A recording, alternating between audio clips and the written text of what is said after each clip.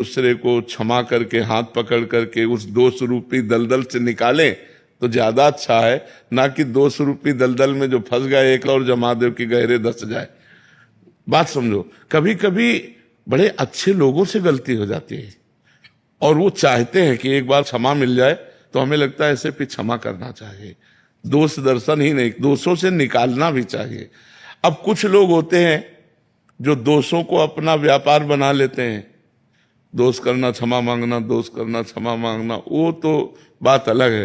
लेकिन कई बार ऐसे निर्दोष लोग भी होते हैं जिनसे दोष बन जाते हैं, पक्का दिखाई दे रहा कि दोष दर्शन है, पर उनको अगर क्षमा कर दिया जाए तो निर्दोष हो जाएंगे।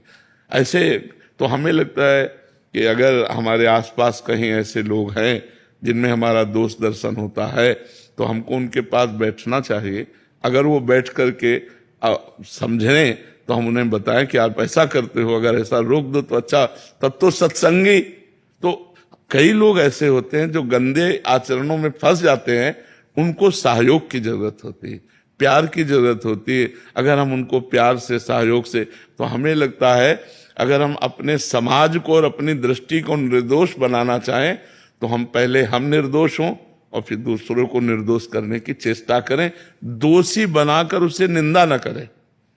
देख लिया कि भाई दोष है तो हमारा कर्तव्य है, अगर हमारे पास ज्ञान रूपी साबुन है तो वो दाग मिटा देते हैं, उसका दाग मिटा देते हैं। तो वही सत्संगी हुआ। दोषी को स्वीकार करना ही सत्संगी का कार्य है।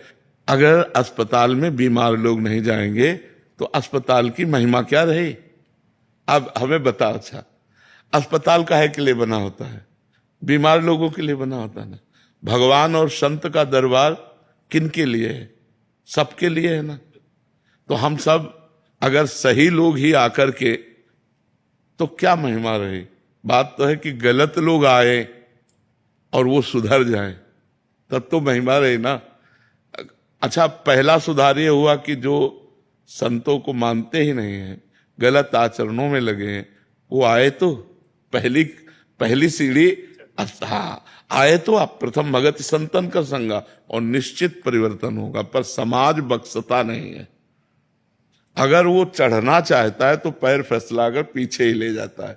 तो हमें लगता है हमारे समाज को ये सहयोग देना चाहिए कि यदि जैसे कोई गलत आचरण वाला है, पक्का रजिस्टर्ड है, और वो संत के पास गया है, तो उसे शाबाशी देनी चाहिए कि आपने हिम्मत की और संत के पास गए, अब एक हिम्मत और कर ले, उनकी बात मान ले। पहला तो